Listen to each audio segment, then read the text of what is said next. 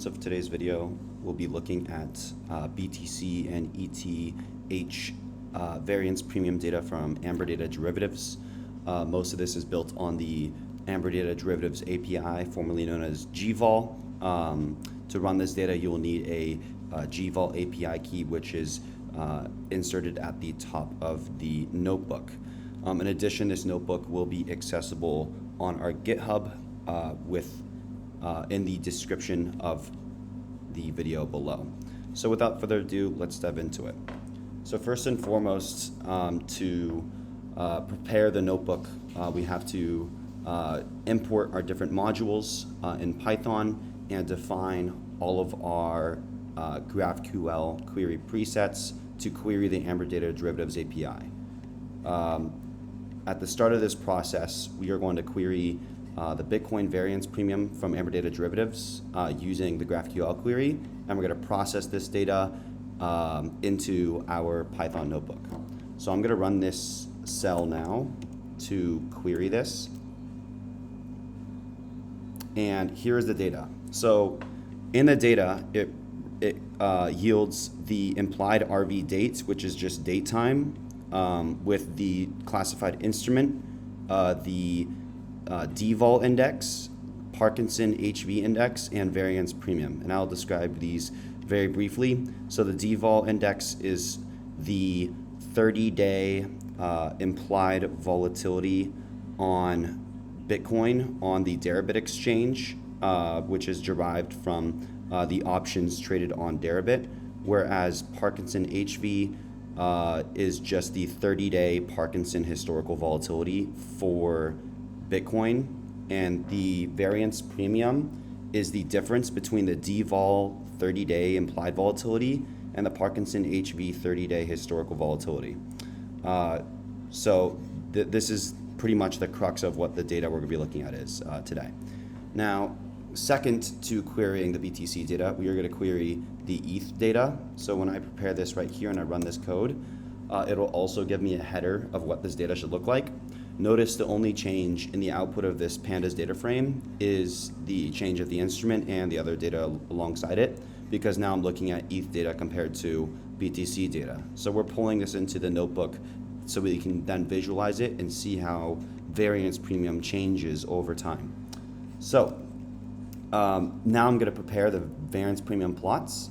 At the start of this, you might notice that it says AD colors _1. You can ignore that. It's basically just the color scheme for how the plot is going to appear. So nothing here you have to change. Similar to other notebooks that I will be creating, everything's going to have unique plot definitions that you don't necessarily have to adjust. You can if you like, but it's just supposed to be a templated format that you can then use to visualize any data I have set up in the notebook.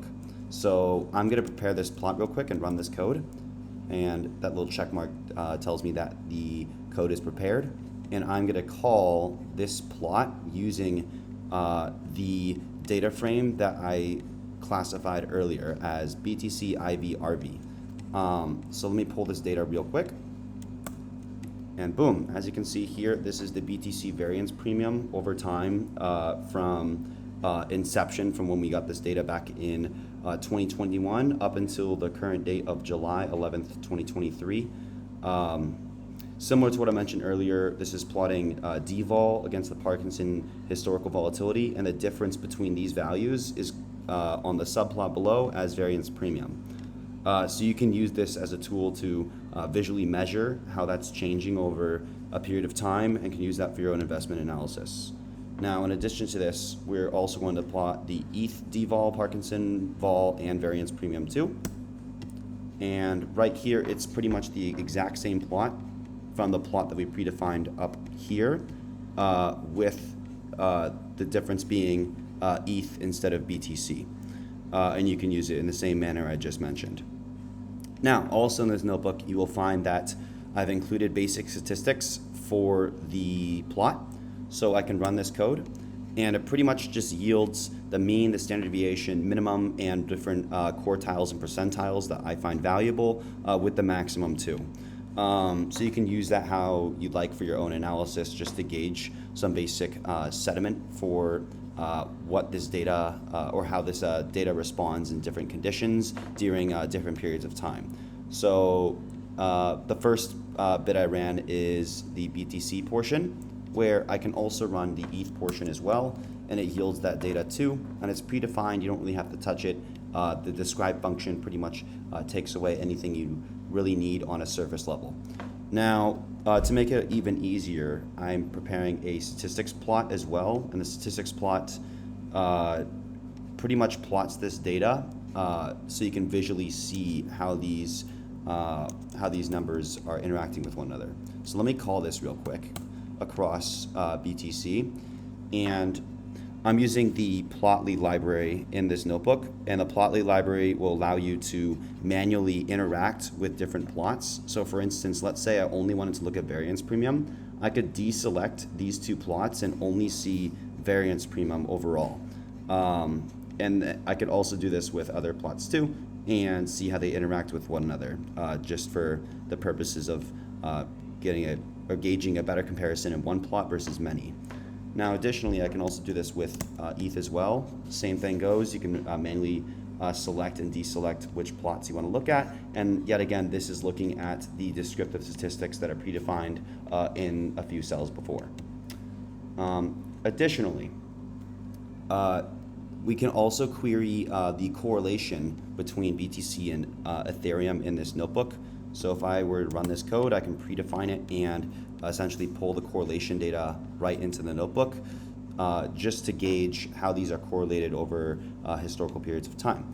So if I were to prepare this plot, I can run this code as well using a different color scheme that I've predefined. And I can also call the function right here to visualize that correlation. And this also runs on a historical basis going back to n periods of time until 2018. But when you query it, you can also pre-select which date you want to look at, what the start date is, and what symbol you want to run as a comparison. In this case, I'm just doing ETH.